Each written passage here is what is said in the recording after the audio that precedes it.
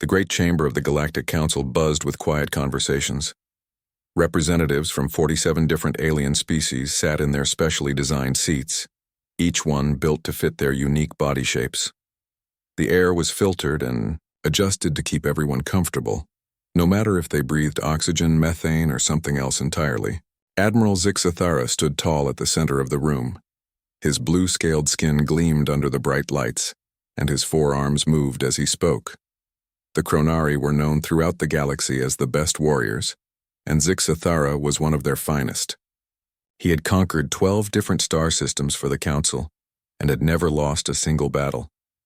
Council members, his voice boomed through the translation devices. We have a new problem to discuss. Our scout ships have found another primitive species. The room filled with the sounds of different alien languages as the translation systems worked.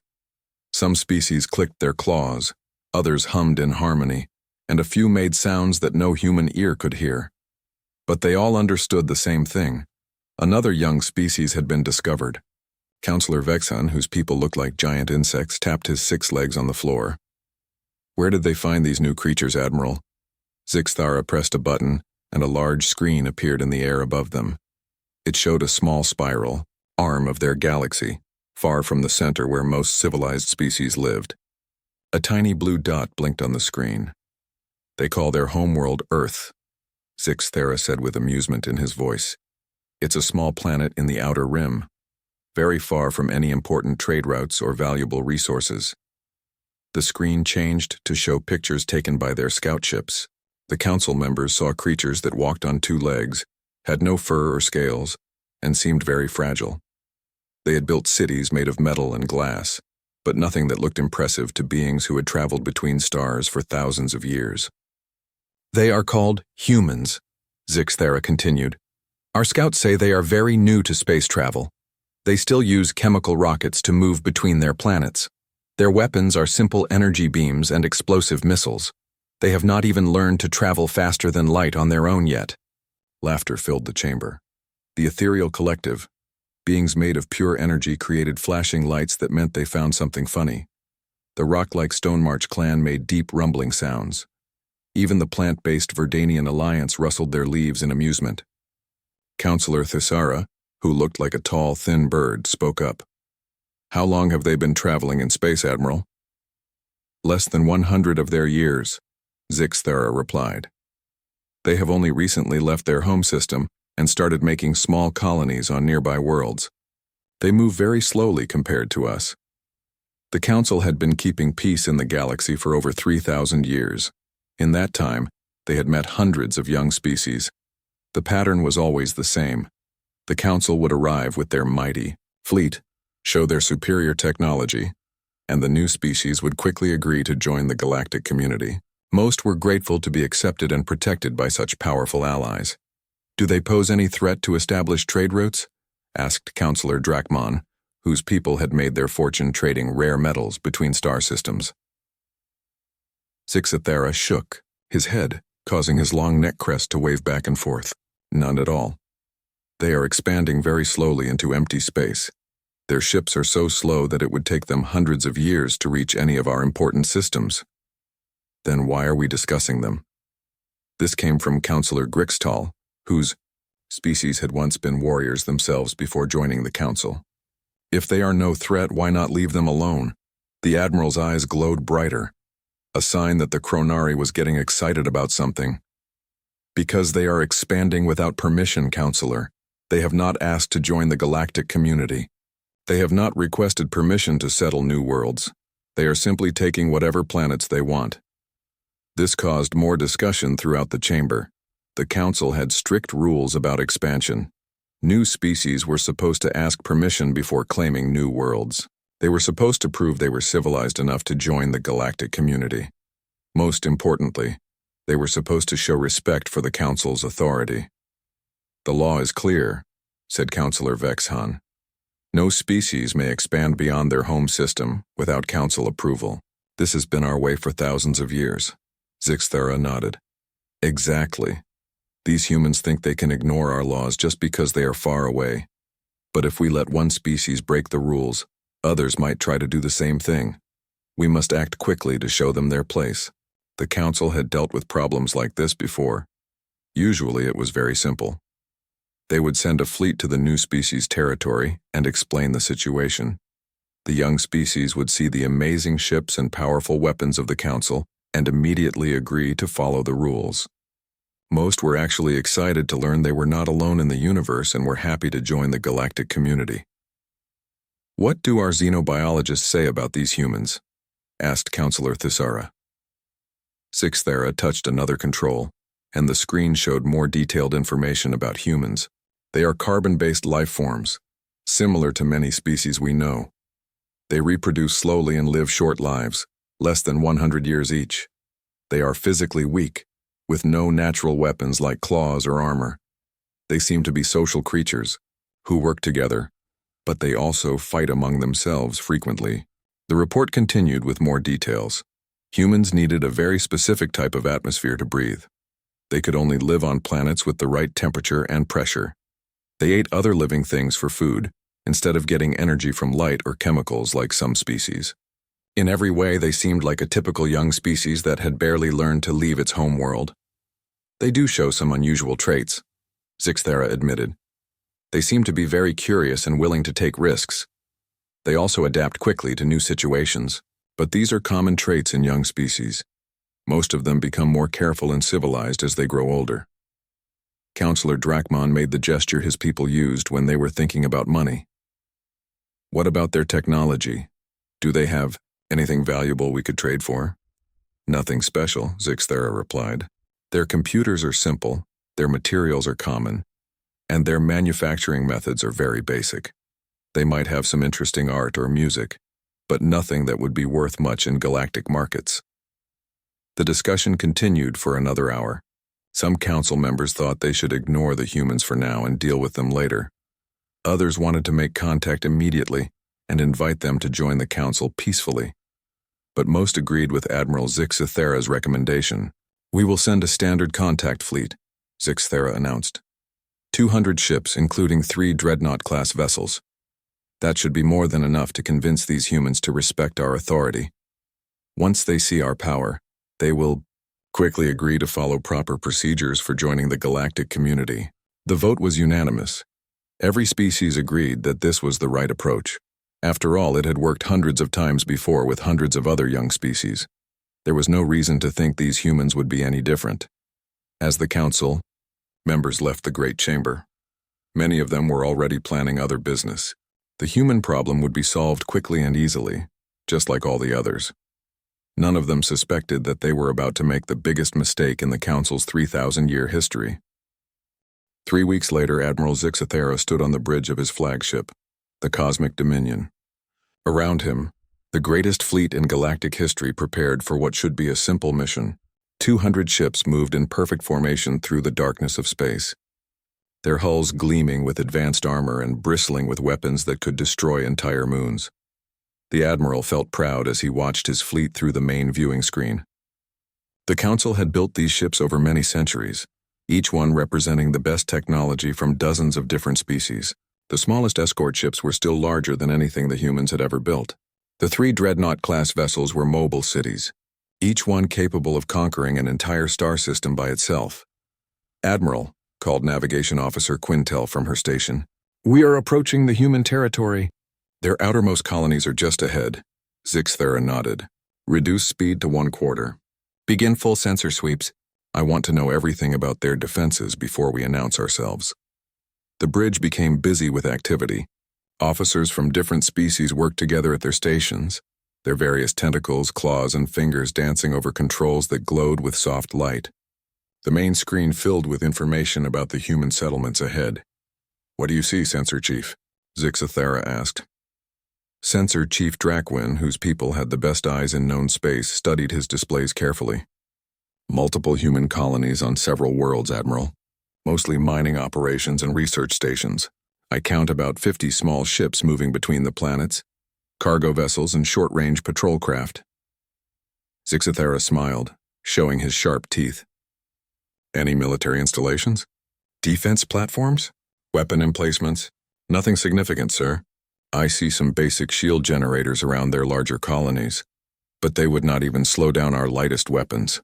Their patrol ships carry simple energy cannons and missile launchers, but nothing that could threaten our escorts. This was exactly what the Admiral had expected. The humans were clearly no threat to his mighty fleet. The few weapons they had were probably meant to fight space pirates or defend against asteroids, not to battle a real military force. Communications Officer Hickstra, Zixthera called. Open a channel to the human settlements. Let's get this over with quickly. The communications officer, whose species communicated through colored lights on their skin, began working at her station. Channel open, Admiral. Broadcasting on all frequencies the humans use. Zixthera straightened his uniform and activated his translation device. His words would be changed into the human language and sent to every human ship and colony in the area. Attention human vessels and installations, he began, using his most commanding voice. This is Admiral Zixthera of the Galactic Council Fleet. You are in violation of interstellar law by expanding beyond your home system without proper authorization. He paused, letting his words sink in. On dozens of human worlds, people were probably gathering around communication devices, shocked to discover they were not alone in the universe. You will immediately cease all expansion activities and prepare to receive Council representatives. Your ships will power down their weapons and return to your home system. Failure to comply will result in the use of force to ensure your cooperation. The message was sent. Now came the waiting. Usually, young species took several hours to respond to first contact. They needed time to overcome their shock, discuss the situation with their leaders, and accept their new reality. The Council fleet settled into a holding pattern, ready to wait for the humans to see reason, but the response came much faster than anyone expected. Unknown alien vessels, a calm human voice said through the speakers. This is Admiral Sarah Chen of the Terran Defense Force 5th Fleet Command. Welcome to human space. Several bridge officers looked at each other with surprise. The human woman spoke as if she were greeting invited guests, not responding to a demand for surrender. Admiral Chen continued. We thank you for making contact with us, but we must politely decline your demands. Humanity claims no authority over other species, and we will not accept other species claiming authority over humanity. Zixthera felt his neck crest rising with anger. This was not how young species were supposed to respond. They should be frightened, confused, and eager to cooperate with obviously superior beings. We are a free people exploring free space, the human admiral said. We suggest you return to your own territory while we work out proper diplomatic relations between our peoples.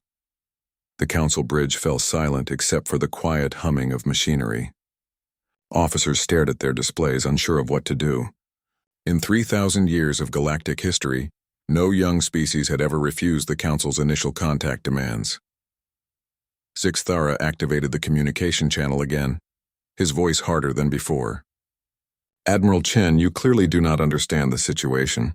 The Council represents 47 advanced civilizations. We have maintained peace and order in this galaxy for thousands of years.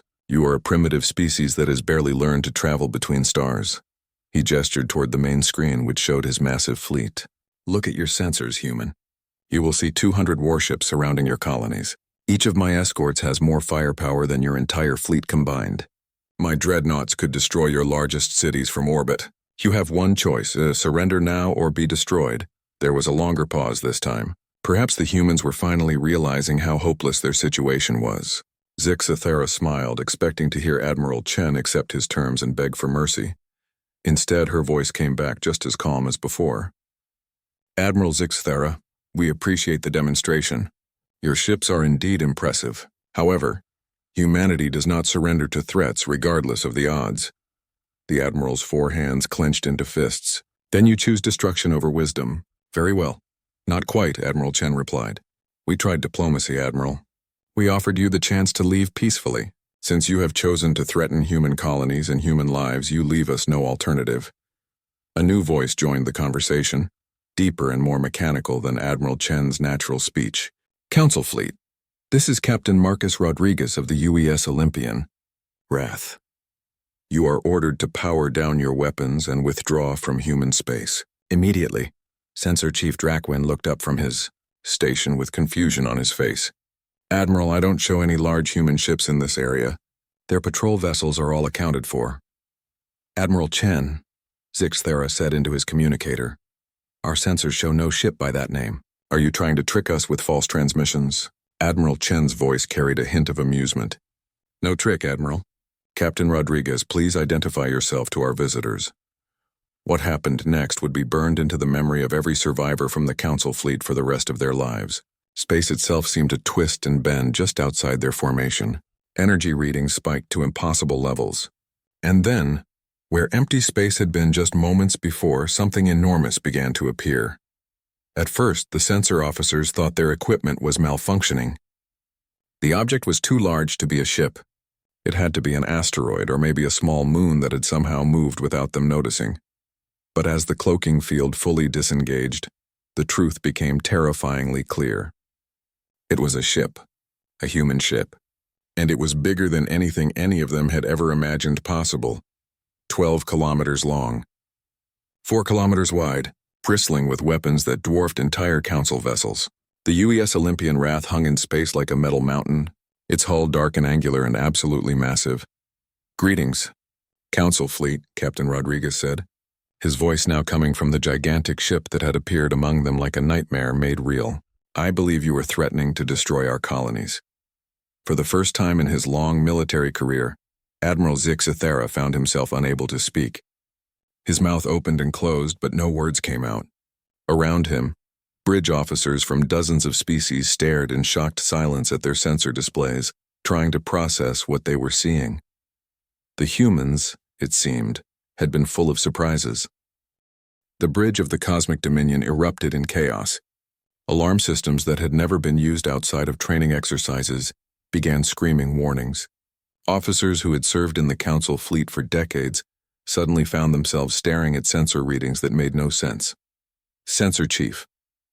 Admiral Zixathera shouted over the noise, his voice cracking with stress. What are your readings? Draquin's usually steady hands shook as he worked at his station. His species had the most advanced sensor technology in the galaxy, passed down through generations of Star Watchers and explorers. But now those same sensors were showing him something impossible. Admiral, he said, his voice barely above a whisper. The object measures 12,000 meters in length, 4,000 meters in width, and approximately 3,000 meters in height. Mass readings they're off the scale, sir. Zixathera felt his legs become weak. The largest ship in the Council fleet was his own dreadnought, which measured 2,000 meters long and was considered a marvel of engineering. This human vessel was 6 times larger. That cannot be correct, he said, though he could see the massive shape on the main viewing screen with his own eyes. Check your instruments. Run a full diagnostic. I've run 3 diagnostics, Admiral, Draquin replied. All systems are working perfectly. The ship is real and it's incredible. Communications Officer Hickstra looked up from her station, the lights on her skin flashing rapid patterns of distress. Admiral, I'm receiving massive energy readings from the human vessel. Their power output is greater than our entire fleet combined. The main viewing screen changed to show a detailed scan of the human ship. What they saw made every officer on the bridge fall silent. The vessel was not just large, and it was covered in weapons. Hundreds of missile launchers lined its hull. Energy cannon turrets the size of Council frigates moved slowly, tracking different targets in the Council fleet. And at the front of the ship, a massive opening revealed something that looked like the mouth of a hungry beast. What is that forward weapon? Zixathera asked, pointing at the screen. Weapons Officer Zulkan, a member of the militaristic Vorthan species, studied his displays with growing fear. I believe it's their main cannon, Admiral, but the energy readings are unlike anything in our databases. The weapon appears to be some kind of quantum destabilization array. Quantum destabilization? Zixathera had heard of such weapons in theoretical discussions, but no species had ever built one. The technology was considered too dangerous and too energy-intensive to be practical. Yes, sir. If I'm reading this correctly, that single weapon has more destructive power than all the guns on a Council dreadnought. The implications of this hit everyone on the bridge at the same time. This one human ship carried more firepower than the most powerful vessels in the Council fleet. And they had appeared as if from nowhere, which meant they also had cloaking technology more advanced than anything the galaxy's greatest scientists had developed. Admiral, came Captain Rodriguez's voice over the communication system. I'm waiting for a response to my request. Will you be withdrawing from human space, or do I need to be more persuasive? Zixathera tried to find his voice. As a Chronari warrior, he had been trained never to show fear in front of enemies. But the massive human ship had shaken him more deeply than any battle in his long career. "Captain Rodriguez," he said, trying to keep his voice steady, "your ship is certainly impressive, but you are still outnumbered 200 to 1. One ship, no matter how large, cannot defeat an entire fleet." There was a pause before the human captain replied. When he spoke again, there was something in his voice that sounded almost like pity. "Admiral, I think you misunderstand the situation. My ship was not built to fight your fleet. It was built to destroy it completely if necessary." The main screen suddenly showed a new image, a detailed scan of a small asteroid floating about 50 kilometers away from the fleets. It was roughly spherical, about the size of a large human city, and posed no threat to anyone. "Observe," Captain Rodriguez said simply. One of the smaller weapon turrets on the side of the Olympian Wrath turned toward the asteroid. It was marked on the human ship's hull as Secondary Battery 7, just one of hundreds of similar weapons. The turret glowed with building energy for exactly 3 seconds. Then it fired.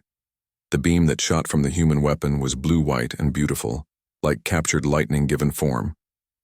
It covered the distance to the asteroid in an instant. When it struck, the space rock simply vanished. There was no explosion, no debris field, no slowly expanding cloud of dust. The asteroid was there one moment and gone the next, as if it had never existed. Every sensor on every council ship had been focused on the asteroid when it disappeared. The readings all said the same impossible thing. The asteroid had been completely converted to energy. Every atom had been broken apart and scattered as harmless radiation. "That was a warning shot," Captain Rodriguez said, his voice still calm and professional, "from one of my smaller guns. My main cannon is somewhat more powerful." Zixthera stared at the empty space where the asteroid had been. In his mind, he was calculating what that weapon could do to his ships. The armor that protected council vessels was designed to withstand normal energy weapons, plasma cannons, and even nuclear warheads. But a weapon that could completely destroy matter at the atomic level would cut through their defenses like they were made of paper. "Impossible," whispered Weapons Officer Zulkan. "No species has that level of technology. The energy requirements alone would need the entire output of a star." "Apparently," Zixthera said slowly, "we were wrong about human capabilities." The communication channel crackled to life again, but this time it was Admiral Chen who spoke. "Admiral Zixthera, Captain Rodriguez is being very patient with you. His ship carries enough firepower to sterilize entire planets. He could destroy your fleet in minutes without taking any damage in return." She paused, letting those words sink in. "But we don't want to destroy you. We want you to leave human space and return to your own territory. This is your final warning." Zixthara looked around his bridge. His officers stared back at him with expressions of shock and fear. Many came from species that had evolved as prey animals, and their ancient instincts were screaming at them to run and hide.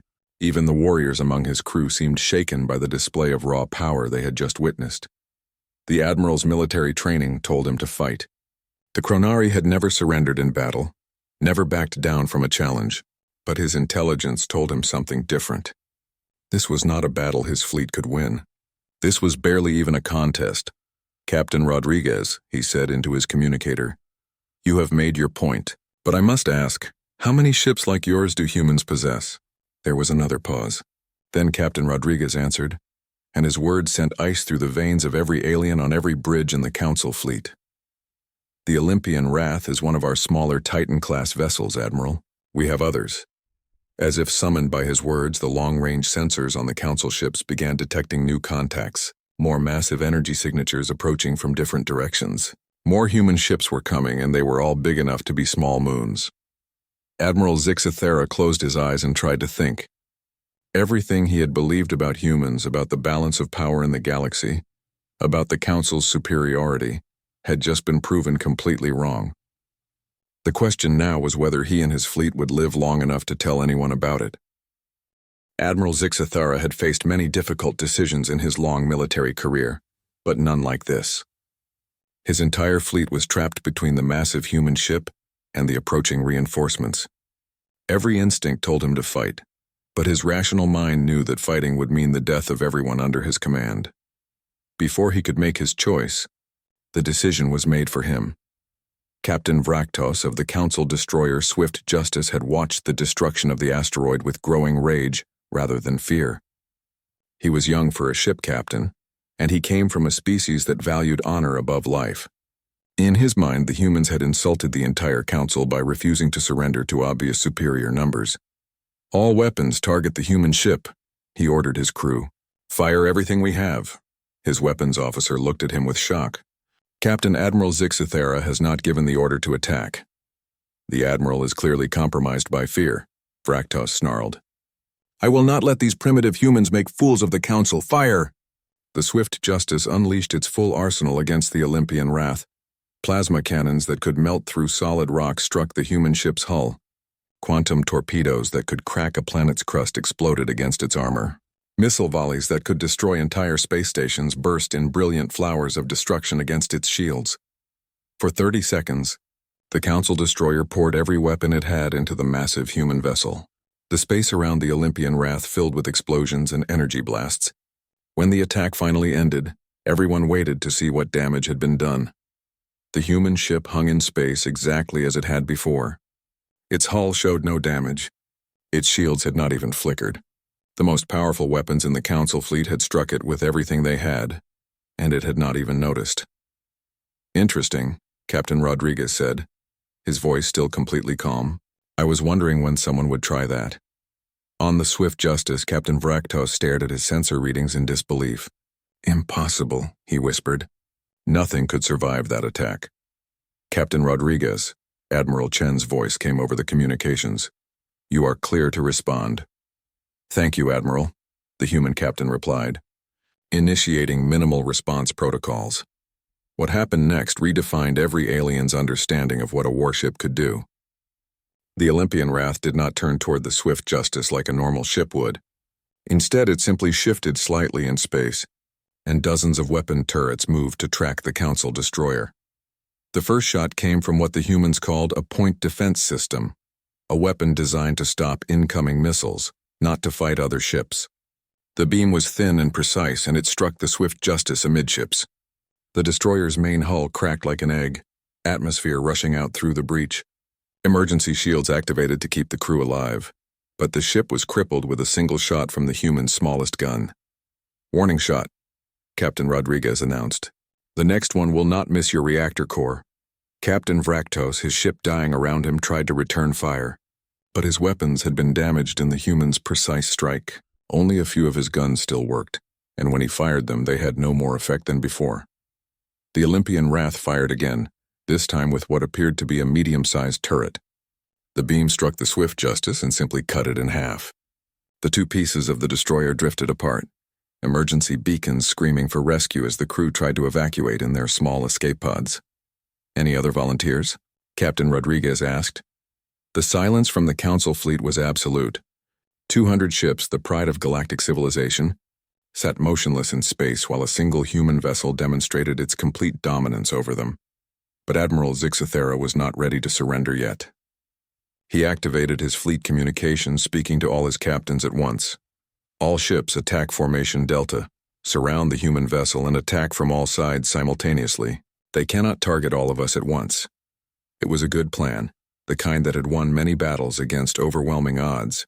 If they could force the human ship to divide its fire among multiple targets, some of them might survive long enough to do real damage. The Council fleet moved with practiced precision. 199 ships spread out in a perfect sphere around the Olympian Wrath. Each one pointed toward the human vessel with weapons charged and ready. "On my mark," Admiral Zixithera commanded. "All ships fire. 3, 2, 1, mark." The space around the human ship exploded with light and energy as nearly 200 warships fired at once. It was the greatest concentration of firepower in galactic history, enough destruction to wipe entire star systems from existence. Plasma beams, quantum torpedoes, fusion missiles, and exotic particle weapons all struck the Olympian Wrath at the same instant. The light was so bright that viewing screens throughout the Council fleet automatically darkened to protect alien eyes. When the glow faded and the sensors cleared, everyone looked toward the center of the sphere to see what remained of the human ship. The Olympian Wrath hung in space, completely undamaged. Its hull had not even been scorched by the massive attack. But now something had changed in the way it moved. Before it had seemed almost lazy, drifting through space like a sleeping giant. Now it moved with purpose, turning and shifting with grace that seemed impossible for something so large. "Well," Captain Rodriguez said, and for the first time his voice carried a hint of emotion. "Disappointment. I had hoped you would be more reasonable." The human ship's engines lit up with brilliant blue fire, pushing it forward through space faster than anything its size should have been able to move. As it accelerated, its weapons began to track individual council ships with mechanical precision. What followed was not a battle. It was a demonstration of technological superiority so complete that it bordered on art.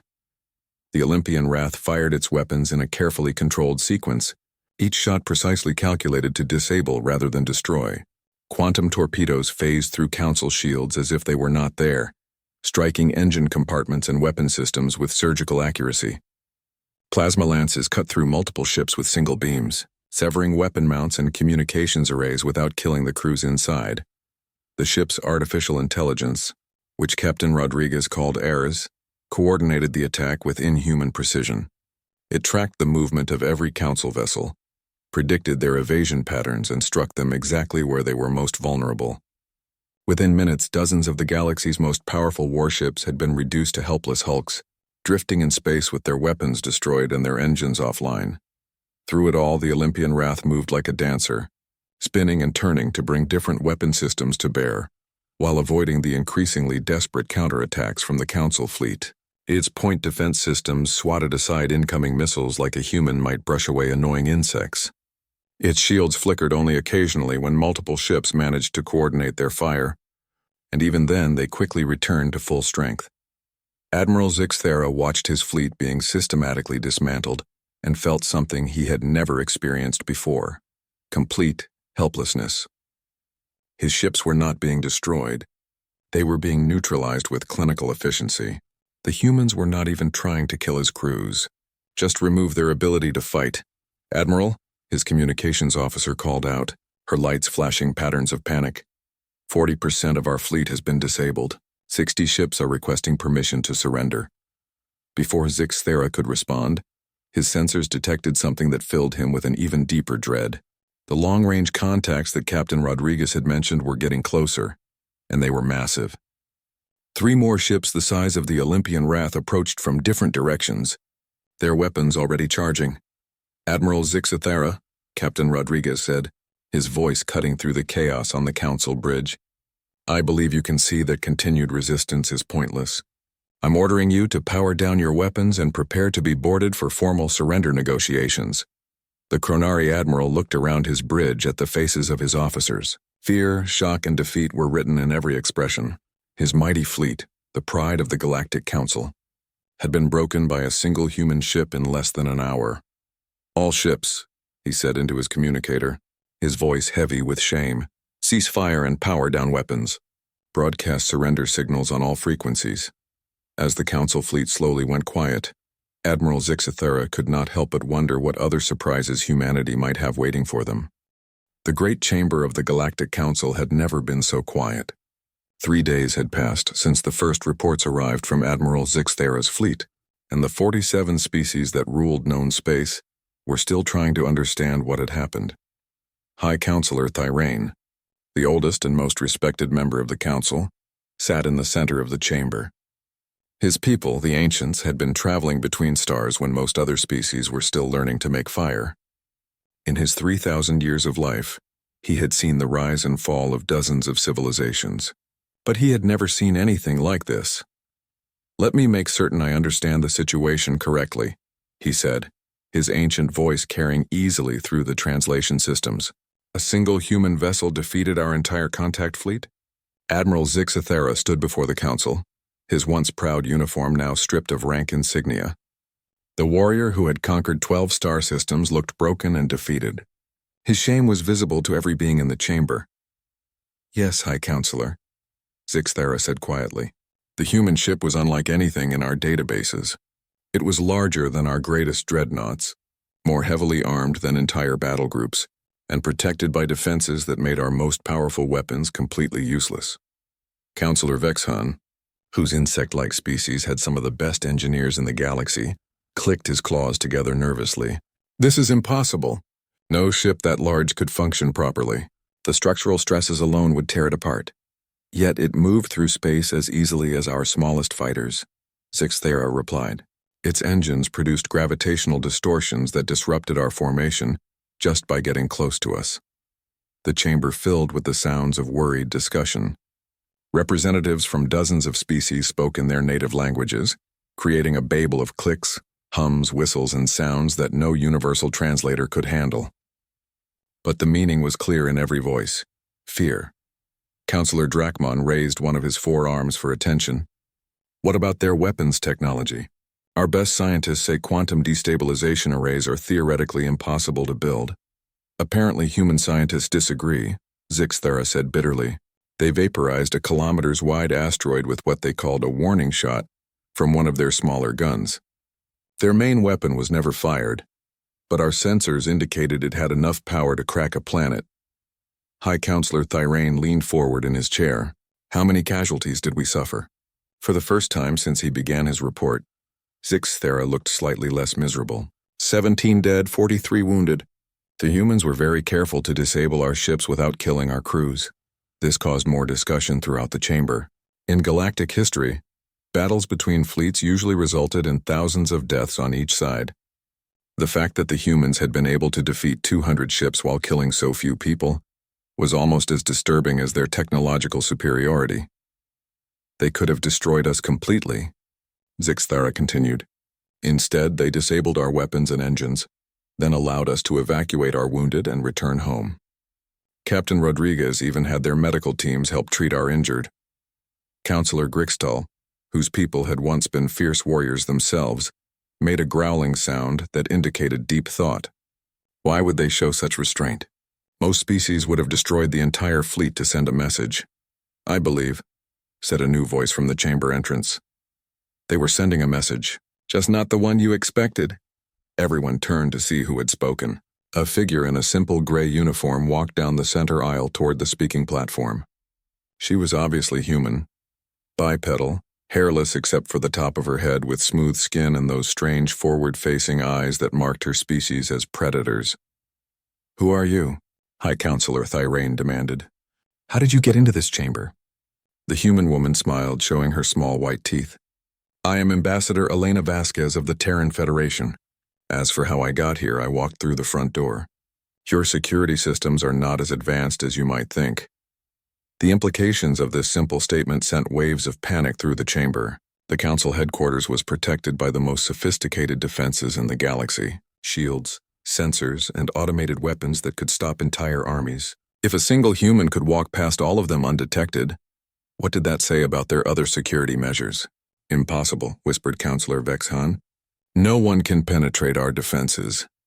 Ambassador Vasquez shrugged, a gesture that somehow managed to be both casual and threatening at the same time. Your defenses are designed to stop ships and armies, Counselor. They were not designed to stop one person with the right technology. She reached into her uniform and pulled out a small device that looked like nothing more than a simple metal rectangle. Personal cloaking field, quantum phase modulator, and AI-assisted infiltration system. Standard equipment for human diplomatic personnel. High Counselor Thyrane felt very old suddenly. Standard equipment? Of course. We never send our diplomats anywhere without proper protection. She put the device away and looked around the chamber. Now I believe you wanted to discuss terms for a peace treaty between our peoples. The silence that followed was broken by Counselor Drachmon. Peace treaty? You attacked our fleet. Actually, Ambassador Vasquez said politely, your fleet attacked our colonies first. We were defending ourselves, but we're willing to overlook that initial misunderstanding in the interest of establishing good relations. She walked to the center of the chamber and looked up at the assembled representatives of 47 species. The Terran Federation has no desire to conquer your territories or interfere with your internal affairs. We simply want the right to expand into unclaimed space without interference. And if we refuse? This came from Admiral Zixithera, though he already knew the answer. Then, you'll have to explain to your people why you started a war with a species that considers the ship you encountered to be a light patrol Vessel. Ambassador Vasquez's smile never wavered. I should mention that we have over 300 Titan-class ships, with more being built every day. The number hit the Council like a physical blow. 300 ships, each one more powerful than their entire combined fleet. The mathematics of such a conflict were simple and terrifying. What are your terms? High Counselor Thyrane asked, his voice barely above a whisper. Very reasonable, actually, the ambassador replied. First, humanity will be granted full sovereign rights over any star system we choose to settle, as long as it's not already claimed by another species. Second, all trade routes through human space will be open to Council vessels with standard navigation fees. Third, we'll establish formal diplomatic relations and exchange ambassadors. She paused, looking around the chamber at the alien faces watching her. In return, we'll share some of our less sensitive technologies with the Council. Medical advances, manufacturing techniques, and perhaps some defensive systems. Nothing that could threaten us, but enough to improve life for your people. Counselor Grixtal leaned forward. And if we reject these terms? Ambassador Vasquez's expression became very serious. Then in approximately 6 months, when our expansion fleet reaches this part of the galaxy, you'll discover that the Olympian Wrath was not actually one of our smaller ships. It was one of our older ones. The chamber erupted in panicked discussions. Representatives who had ruled the galaxy for millennia suddenly found themselves facing a species that made them feel like primitive children. Every assumption they had made about humans, about technology, about the balance of power in the universe, had been proven completely wrong. High Counselor Thyrane called for order, then looked down at the human ambassador. How long do we have to consider your offer? Take all the time you need, Ambassador Vasquez said cheerfully. I'll be staying in your capital city for the next few days. I'm told you have some excellent restaurants here. As she turned to leave, she paused and looked back at the Council one more time. Oh, and counselors? You might want to start updating your star charts. Humanity has been expanding faster than you realized. We've already claimed about 50 star systems that you thought were still empty. With that, she walked out of the chamber, leaving behind the most powerful beings in the galaxy to contemplate a future they no longer controlled. High Counselor. Thyrane looked around at his fellow council members and saw his own fears reflected in their faces. For 3,000 years, they had been the ultimate authority in known space. Now they had discovered that they were no longer alone at the top of the galactic hierarchy. All in favor of accepting the human terms? He asked. Every hand, claw, tentacle, and appendage in the chamber rose in agreement. The vote was unanimous. Outside the chamber, Ambassador Vasquez smiled as she walked through corridors that had once seemed so impressive. Behind her, she could hear the sounds of frantic activity as the Council began the process of completely reorganizing their understanding of the galaxy.